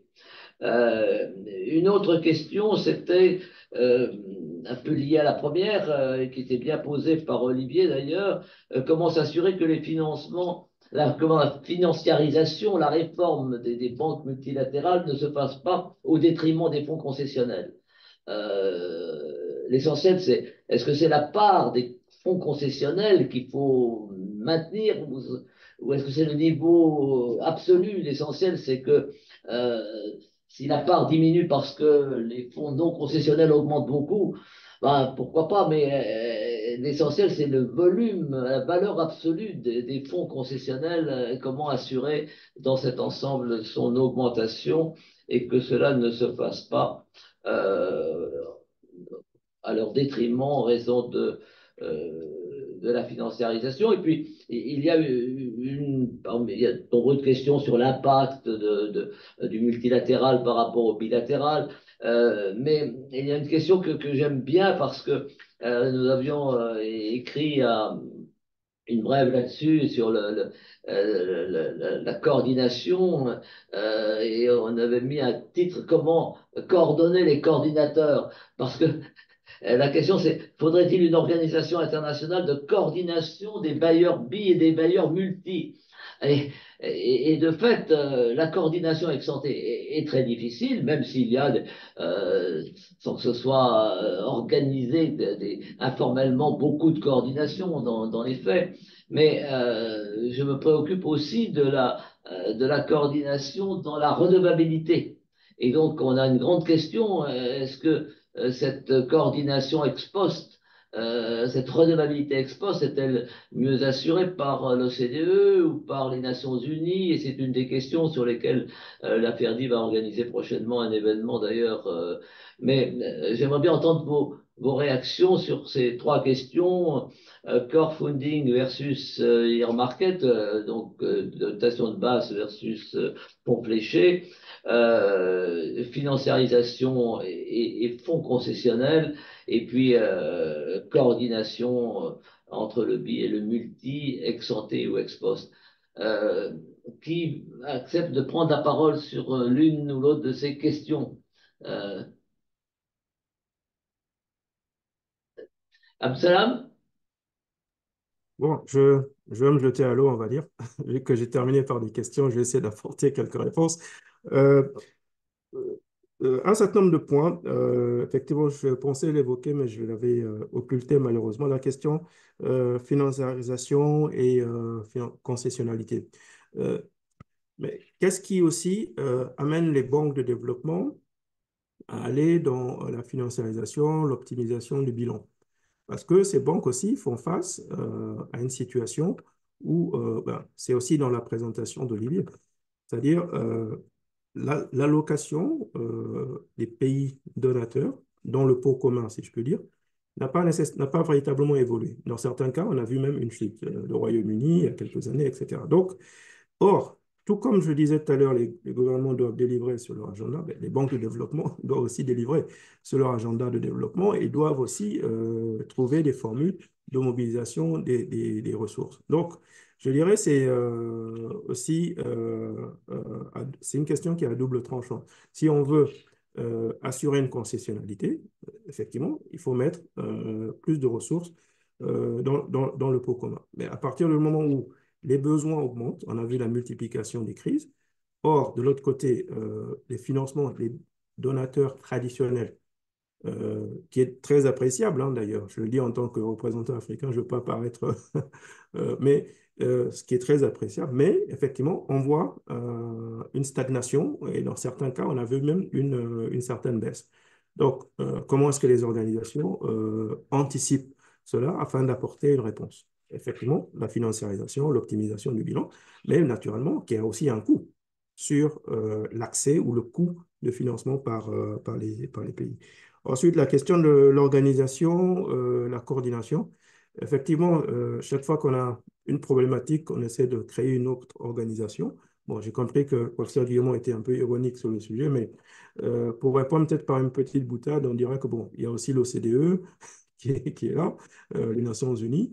Mais au-delà même de cela, effectivement, la question de la coordination de l'aide, c'est un sujet qui est fondamental. De mon point de vue, moi, j'aurais vu une approche inversée où on regarde aussi l'é- l'évaluation euh, de la capacité des institutions à répondre aux besoins de développement sur certaines thématiques afin que les gouvernements aussi, qui bénéficient de l'aide multi ou bilatérale, puissent avoir une meilleure appréciation de la performance des partenariats et vers lesquels ils pourraient éventuellement optimiser la qualité de leur rapport, de leur relation. J'ai vu certains pays qui font ce travail d'analyse parce que ces pays ont la capacité d'analyse et d'évaluation de l'impact de leurs partenariats. Donc, je dirais que au-delà même de la création d'une institution, bon, j'ai bien compris hein, le clin d'œil, mais peut-être que capacité nationale sur les questions statistiques, évaluation, impact, je dirais que peut être un sujet. L'autre approche, c'est pourquoi ne pas confier, là c'est une réflexion à haute voix, certaines institutions régionales qui peuvent regarder du coup la question de façon un peu plus large à l'échelle justement régionale ou sous-régionale, le partenariat avec les banques de développement. Ces institutions régionales participent aux travaux des banques multilatérales de développement, que ce soit la Banque mondiale, la Banque africaine de développement, etc. Pourquoi ne pas réfléchir à une formulation dans ce sens? Euh, le premier sur l'arbitrage, peut-être que je vais dire joker à ce stade. Je vois que le temps passe et parmi les auditeurs, plusieurs ont demandé à prendre la parole. Nous ne pourrons pas leur donner à tous, mais je vais me permettre, si vous m'y autorisez, à donner la parole à deux auditeurs qui sont représentatifs un peu d'une voix du Nord et d'une voix du Sud. L'un est Pierre Duquesne, qui est votre ancien collègue qui a été administrateur de la banque, mais qui a été aussi ambassadeur auprès de l'OCDE. Et donc, si Pierre, vous voulez prendre la parole pour 2 minutes, nous sommes impatients et heureux d'entendre votre point de vue. Et puis, du côté du Sud, nous avons Christiane Léon du secrétariat ACP qui aussi voudrait donner son point de vue. Et je pense que c'est intéressant, c'est même très intéressant pour nous de l'entendre. Alors, si Fabienne, voulez-vous donner le micro à Pierre Duquesne, s'il vous plaît? Alors, j'ai ouvert le micro. Je ne sais pas s'ils sont encore en ligne. Je suis là, je suis là. Voilà. Vous m'entendez? Vous m'entendez? Oui, oui, on vous entend très bien. Brièvement, Pierre, s'il vous plaît, merci. Merci, merci Patrick et bravo intervenante, c'était très intéressant. Vous venez de rappeler ce que j'ai fait et entre autres, je crois être le seul au monde à avoir jamais été enfin, à un moment différent, administrateur de l'institution de Bretton Woods et ambassadeur à l'OCDE. Et ceci dit assez du dysfonctionnement mondial. Et pourquoi suis-je sans doute le seul au monde? Parce que les institutions Bretton Woods sont suivies par les ministères des Finances et les banques centrales, parfois les ministères du Développement, et l'autre, l'OCDE, par les ministères des Affaires étrangères. Donc ça commence dans les capitales des pays occidentaux, l'absence de coordination. Non, je voulais moins faire part de mon expérience que euh, poser, c'est peut-être pas l'heure, mais enfin 3 questions. À part l'administrateur africain, personne n'a parlé de financement climatique. La question climat a-t-elle joué un rôle dans les évolutions que constate l'OCDE? Personne du tout a parlé migration. Et donc là aussi, je voudrais savoir si ça a eu un impact ou pas. Et mon dernier point est pour dire que tout ceci s'explique pour une bonne part par le rôle des parlements nationaux. Vous voulez, les parlements nationaux, comptables de l'argent du contribuable des pays donateurs, demandent des financements fléchés, demandent des comptes rendus, etc., etc., etc. Demandent d'ailleurs plus d'aide bilatérale que multilatérale. Et donc, il faut avoir ça en tête. C'est pas une évolution inexplicable. Il y a du scepticisme dans nos pays sur l'aide publique au développement et les chiffres qu'on a vus, les tendances qu'on a vues reflètent ce scepticisme. Et encore heureux que il n'y en ait pas plus. J'en termine en disant, c'est peut-être une autre question, mais ça fait beaucoup. Si j'ai bien compris, l'OCDE veut ouvrir le cadre aux organisations internationales. Ça me paraît une excellente idée, mais je suis convaincu que les donateurs du cadre n'y sont absolument pas prêts. Je ne parle pas de la France. Merci. Merci beaucoup Pierre. Nous avons un petit peu plus de temps parce que l'autre personne qui avait demandé la parole est partie, Christine Léon, et il y a 3 questions très importantes que vous avez posées. L'une sur quel est le rôle de l'importance majeure des questions climatiques dans le partage entre le bilatéral et le multilatéral. Et effectivement, je crois que ça n'a pas été posé, mais c'est dans le partage entre core funding et earmarket, c'est un élément très important. Alors peut-être Olivier pourra nous éclairer là-dessus. Je sais qu'il est très au fait de ce problème. C'est l'Arlésienne. Le climat n'a pas été cité, mais il était présent, je crois, derrière les débats. Et puis le second seconde question, c'est le bilatéral, multilatéral. On a bien vu dans les statistiques qui ont été présentées par Olivier que en 2022, on voit un renversement de la tendance à l'augmentation, la tendance à la diminution de la part du bilatéral. Il y a un renversement en 2022 et on peut craindre qu'il ne soit pas que conjoncturel, mais qu'il corresponde à une nouvelle tendance susceptible d'augmenter. Et là aussi, ce serait intéressant d'avoir le point de vue d'Olivier Cataneo là-dessus et des autres par tout. Patrick, Patrick, je vous coupe. Il y a Christiane qui est en ligne en fait. Donc, je peux lui ouvrir son micro. Son micro est ouvert. D'accord, mais très vite parce que le temps passe et croyant qu'elle était partie, j'avais pris un peu plus de temps. Si Christiane Léon veut s'exprimer au nom, pas au nom des ACP, mais en tant que Oui. Mhm. membre du secrétariat et en fonction très Mhm. importante du secrétariat des ACP, s'il vous plaît, en une minute. Oui. Merci beaucoup. Vous m'entendez? Oui, oui, je vous entends. Yeah. Merci beaucoup, monsieur le professeur, de m'avoir accepté. Non, en 2 minutes peut-être, sur ce qui est sur l'aide au développement, ce que j'ai cru comprendre de mon expérience avec nos pays ACP, c'est parfois il y a une faible capacité d'absorption des fonds. On accorde des fonds, mais ils n'arrivent pas à compenser. Aujourd'hui encore, en ce moment encore, nous sommes en train de il y a des projets que nous avons financés, mais qui a euh, euh, à peine pu absorber 50%. Donc, en ce moment, nous sommes en train euh, de, de, de procéder à des ordres de recouvrement pour récupérer les fonds qui n'ont pas été utilisés, alors qu'ils en ont vraiment besoin. Donc, ce que j'ai à dire, c'est que comment renforcer la capacité de nos bénéficiaires pour qu'ils puissent mieux absorber les fonds. Et deuxièmement, pour ce qui est de l'appropriation, donc, bon, des fois, les fonds qui ont été accordés ne correspondent pas toujours aux besoins des bénéficiaires. Et puis, vous avez parlé de la redevabilité. Ça aussi, c'est peut-être une question à mieux améliorer au niveau des bénéficiaires. Donc, voilà les 2 minutes. Merci. Merci, merci beaucoup. Je retiens de votre intervention pour la rapporter au sujet de notre panel. Est-ce que ce problème de capacité d'absorption se pose plus pour l'aide bilatérale que pour l'aide multilatérale? Il faudrait regarder l'écart entre engagement et versement dans les deux cas.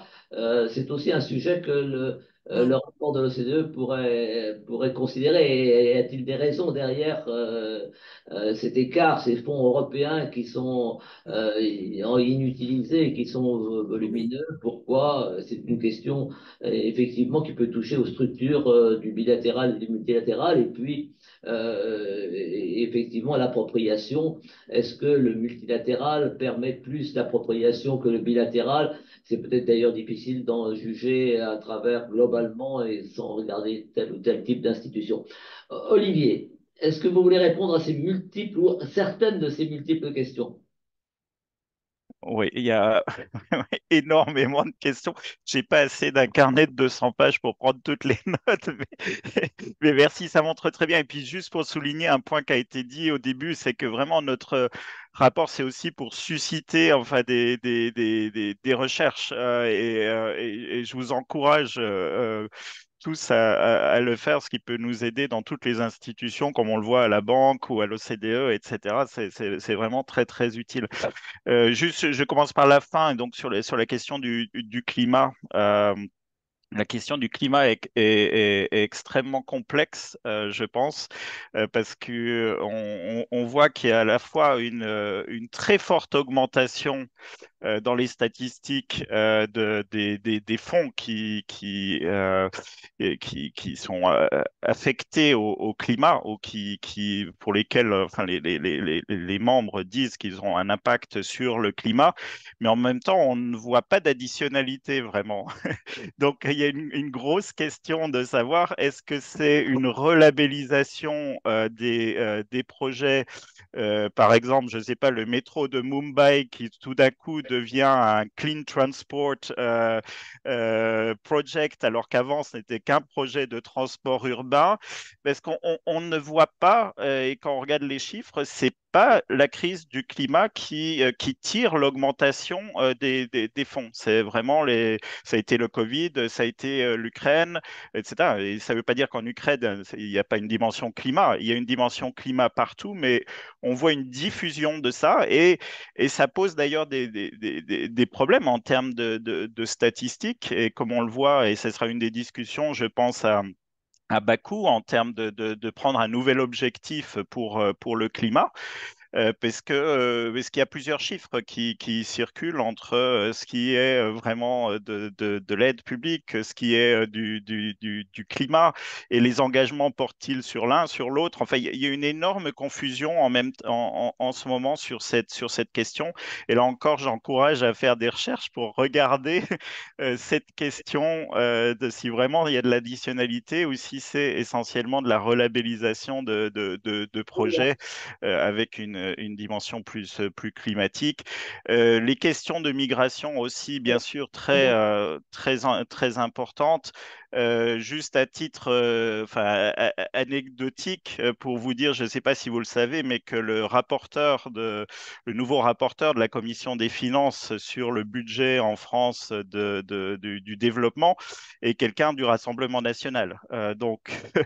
Donc, pour vous dire que ça va être en France une question qui sûrement va être mise en avant aussi et qui est à surveiller pour préserver vraiment la dimension développement et pas s'attacher trop à ces questions. Euh, euh, Toutefois, et je reprends ce qui a été dit, je pense que c'est essentiel de se souvenir que ce sont les parlements aussi qui décident des allocations de l'aide, etc. Et donc, quand on parle de la question de coordonner les coordinateurs et de toutes les réformes de l'architecture de l'aide dont on parle aujourd'hui, on a un peu tendance à dire, bon, on va tout mettre aux Nations Unies parce que c'est universel. La question, si on éloigne de plus en plus les discussions et des peuples qui font les efforts budgétaires, enfin pour la coopération au développement, est-ce que c'est vraiment la solution? Comment faire pour cet équilibre entre ces considérations domestiques, les considérations globales, etc. Donc ça, c'est une autre question. Ça a été bien dit aussi, la question entre les ministères des Affaires étrangères et les trésors du monde, où il y a des perspectives totalement différentes et qu'il faut réconcilier à un moment. Et d'ailleurs, je pense qu'une des choses, parce que ce serait que les personnes de Washington s'intéressent aussi à ce qui se passe à New York. Je pense que ça serait important pour rétablir ce dialogue à ce niveau-là. Juste deux points très rapides, mais sur la vulnérabilité, parce qu'effectivement, j'en avais pas parlé, mais pour dire que c'est quelque chose qu'on regarde aussi, parce que notamment la Banque mondiale faisait partie des organisations qui avaient le plus gros focus sur la pauvreté. Et donc la question du fait qu'il y a de plus en plus de fonds fléchés au sein de la Banque mondiale, est-ce que ça risque pas de remettre en question ce leadership de la Banque mondiale sur les questions de pauvreté, peut-être au bénéfice d'autres questions, mais c'est quelque chose qu'il faut aussi explorer.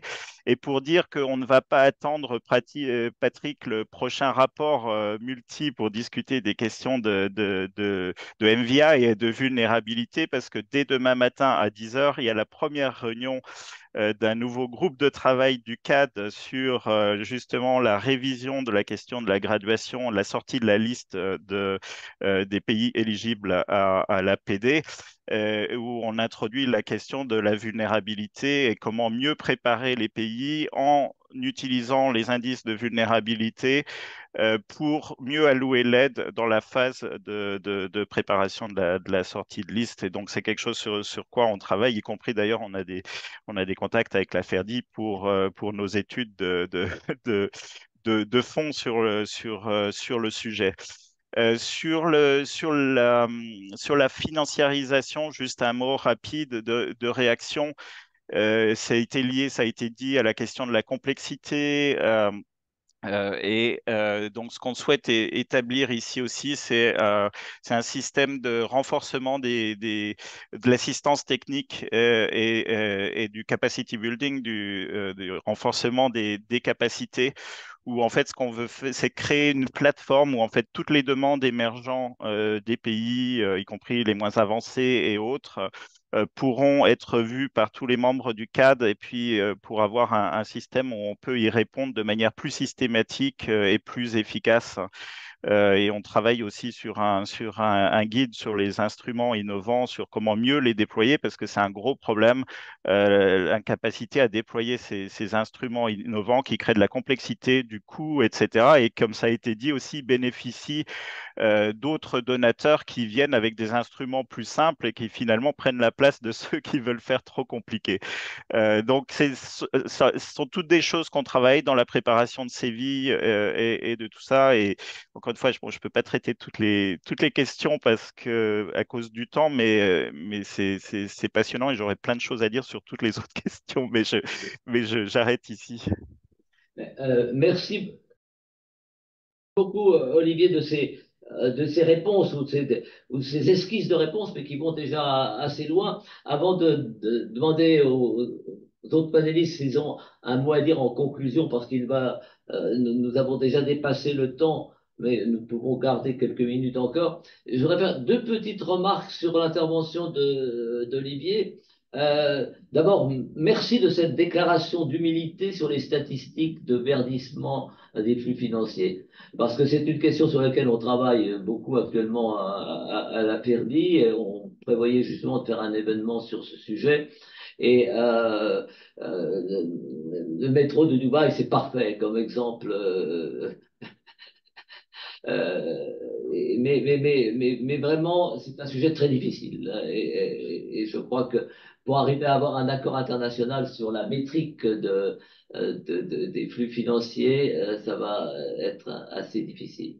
Mais il faut le faire parce que c'est un besoin de transparence qui nous est demandé et on ne peut pas parler d'additionnalité si on ne résout pas ce problème-là. Deuxièmement, euh, j'ai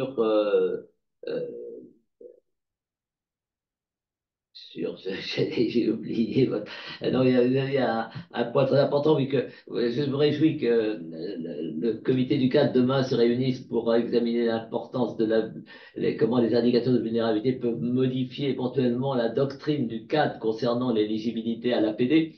Euh, c'est pour moi l'occasion de dire, c'est important. Et cette préoccupation a joué un rôle dans la recherche d'un indice de vulnérabilité qui vaut ce qu'il vaut, mais qui a davantage existé, même s'il est très imparfait. Mais l'accès au fonds concessionnel, c'est pas seulement une question d'éligibilité. Et c'est sur quoi nous essayons d'avoir un message avec Abdussalam Bello et d'autres. C'est aussi une question d'allocation. Hein. Il faut se méfier de l'approche par catégorie. Il faut regarder ce qui se passe à l'intérieur des catégories et les pays sont inégalement vulnérables et donc ont des besoins différencier en fonction de leur vulnérabilité, pas seulement de leur vulnérabilité, mais notamment de leur vulnérabilité. Voilà. Alors, je suis pas là pour parler, je suis modéré, mais je vais demander peut-être à Harry et à Lisa si elles ont quelques mots à dire en complément ou en conclusion, et peut-être un dernier mot à Abdou Salam aussi, voilà.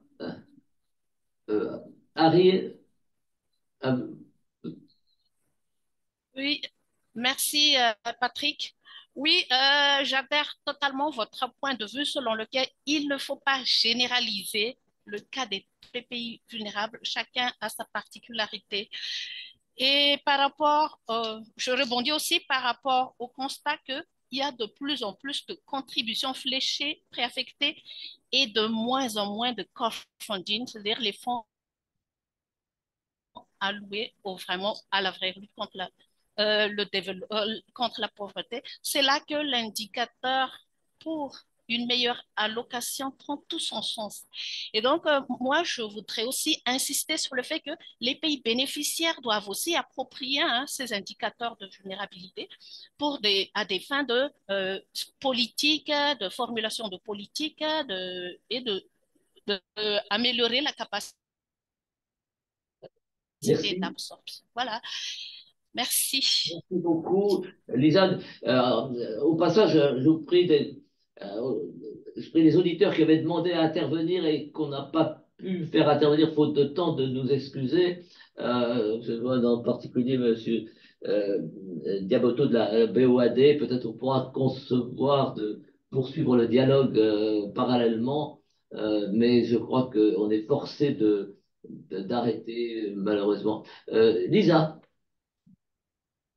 Bon, je vais pas être longue hein, parce qu'on a déjà largement dépassé le temps, mais peut-être juste dire que bah, parmi toutes les interventions des auditeurs et aussi pour la réponse d'Olivier, il y en a deux qui m'ont un peu interpellée, qui me donnent envie effectivement d'explorer ça d'un point de vue peut-être un peu plus quantitatif. La première, c'était, comme Patrick l'a dit, celle des fonds verts et du financement vert qui nous indique en fait, quand on les met, quand on entend ce que vous nous dites sur le fait que finalement l'augmentation, c'est pas la crise du climat, c'est les autres crises, ça veut dire que bah, la crise du climat, c'est une crise, mais c'est une crise pas comme les autres. Et donc, c'est intéressant d'essayer de comprendre pourquoi, dans certains cas, on arrive à mobiliser et dans d'autres. Et puis le deuxième, c'était celui sur le rôle des parlements. Et j'ai trouvé ça très intéressant, les parlementaires qui insistent pour que l'aide soit plus bilatérale et qui explique aussi en partie pourquoi on voit une émergence des fonds préaffectés, qui est une forme de rebilatéralisation de l'aide multilatérale. Et donc là aussi, je pense qu'il y a pas mal de travaux à mener pour essayer de comprendre quels sont les ressorts de ce mécanisme, et, puisque le coût politique est quand même assez faible. Donc voilà. Et oui, merci beaucoup d'avoir organisé ce panel et puis à bientôt. Abdou Salam, un dernier mot? Oui, d'abord, vraiment, merci encore, professeur, et la Ferdi, pour cette importante discussion. Pour rebondir sur deux, trois éléments, d'abord, pour apprécier l'ancien administrateur français que je n'ai pas connu, mais qui a laissé un grand impact au conseil d'administration de la banque, mais dont j'apprécie surtout la collaboration aujourd'hui avec ses lointains successeurs, Arnaud Bussier, avec lesquels on travaille avec vous, professeur, sur la question de la vulnérabilité, mais aussi sur les questions de réforme des banques de développement, ainsi que Hervé de Villerocher, le prédécesseur d'Arnaud. Donc, je voulais vraiment souligner cela. Deux, trois points rapidement. Effectivement, le rôle des parlements. Pour ce que je constate, effectivement, il y a aussi une forme d'exercice pédagogique peut-être à faire vis-à-vis des parlements, with all due respect, comme on dit. Dans beaucoup de situations, on observe que effectivement, les parlements sont très impliqués dans l'allocation et du coup dans la reddition des comptes, mais souvent la perception, la granularité sur le rôle du système multilatéral, et en particulier des banques multilatérales de développement, il y a encore un travail à faire. Quand je vois l'évolution des changements politiques dans les pays donateurs et du coup les instructions qui viennent des capitales, effectivement, reflètent très nettement la vision nationale de la politique en cours et qui est traduite ou qui doit être traduite dans l'agenda multilatéral. Et du coup, on se retrouve souvent avec des contradictions ou des doublons vis-à-vis du partenariat bilatéral. Donc, comment s'assurer, et ça rejoint le cœur du sujet, le multilatéral, pas versus, mais en parallèle ou à côté avec le bilatéral. Sur la question de la migration, oui, définitivement, c'est un sujet qui est important. La Banque mondiale a produit un rapport, le rapport de développement mondial, le World Development Report, et celui de l'année dernière, justement, est lié à la question de la migration et des sociétés. Et les débats, les discussions que nous avons, en tout cas, un des sujets que nous portons, c'est comment voir aussi les questions de migration, pour ne pas dire, en ce qui nous concerne, des questions de diaspora, comme élément aussi d'opportunité, notamment sur la question de l'investissement et du financement. Et je vais m'en arrêter là. On a parlé de l'allocation de base pour les Comores tout à l'heure, mais un pays comme les Comores, en termes de rémittance, envoie 250 millions d'euros chaque année par sa diaspora aux Comores. Donc, comment est-ce qu'on tire profit aussi des investissements, des remittances, réduire le coût des remittances? Ça peut être un sujet aussi qu'on peut avoir, professeur Guillemot, sur les questions des diasporas et des contributions des diasporas sur le financement du développement, sachant que ces remittances sont plutôt envoyées, je dirais, pour les questions de consommation et encore moins sur les questions d'investissement. Mais je pense qu'il y a un travail que l'on peut faire de ce côté-là. Et je crois que l'AFD réfléchit sur des mécanismes de financement, d'investissement dans ce sens-là. Et puis, encore une dernière fois, par rapport à Olivier, justement, moi-même en tant qu'administrateur à Washington, je suis en ce moment à New York, justement pour faire ce travail de connexion. Mais je suis d'accord, on a deux systèmes parallèles qui doivent se parler plus. Les économies, finances, plans d'un côté et les affaires étrangères de l'autre côté. Juste pour information, donc dans le cadre de la réforme des institutions, je vais m'en arrêter là, il y a ce qu'on appelle Bretton Woods at 80. C'est une réflexion sur les 80 ans des deux institutions, de la Banque mondiale et du Fonds monétaire. Il y a un groupe de travail organisé par Sri Mulyani de l'Indonésie, Mark Brown et l'ancien Premier ministre de Côte d'Ivoire, Patrick Hachi, qui réfléchissent sur comment justement aborder l'évolution, l'avenir de la Banque mondiale et du Fonds monétaire international dans un avenir moyen ou long. Donc, je dirais que ce sont ces sujets que nous souhaitons aussi, donc dans les échanges que nous on a avec Patrick Hachi notamment, comment est-ce qu'on peut réfléchir pour faire porter ces réflexions-là à ce niveau-là. Donc, une première discussion aura lieu ce week-end, justement à Bretton Woods. Donc, on verra qu'est-ce qu'il va en devenir d'ici les assemblées annuelles. Merci encore, professeur, et vraiment merci pour ce riche panel. J'ai Merci beaucoup à vous apprécié être là. Merci. et poursuivons cette discussion dans nos relations bilatérales et de travail et si possible multilatérales aussi. À très Oui, bientôt. Merci. merci, merci. Merci beaucoup. Merci beaucoup. Merci Au revoir. beaucoup. Au revoir. Bonsoir à Merci, au tous. revoir.